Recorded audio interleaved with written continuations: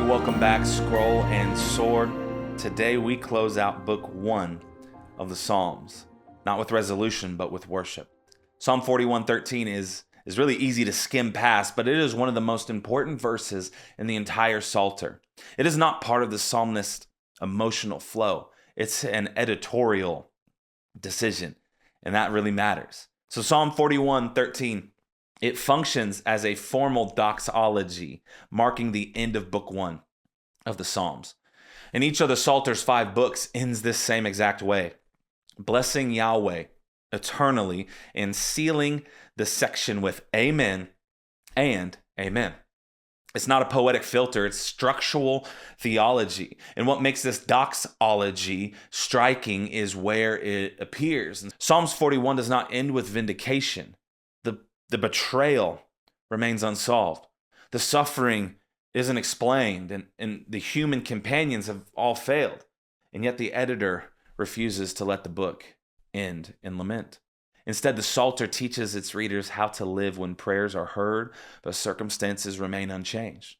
The doxology does not answer the psalmist's pain. It reframes it.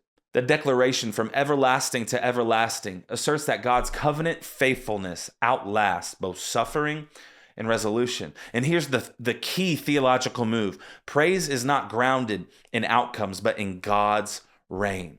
The psalmist blesses Yahweh not because the problem is solved, but because God's rule is eternal. And the doxology becomes an act of trust that God's story is larger than the psalmist's unanswered questions. Like think about a book that ends, not by tying up the plot, but by reminding you who the author is. Psalm 41:13 functions like that final page that doesn't explain the conflict, but assures you that the author is still sovereign over the entire narrative. Yeah, the pain is real, but the story isn't finished yet. And theologically speaking, this also points forward. Psalm 41 already hinted at betrayal by a close companion, later taken up in the New Testament in reference to Jesus. This doxology anticipates a future king from David's line whose suffering will not negate God's purposes, but fulfill them. And the praise at the end of book 1 becomes eschatological. It declares that betrayal and opposition do not have the final word. Biblical faith does not require emotional closure to practice worship.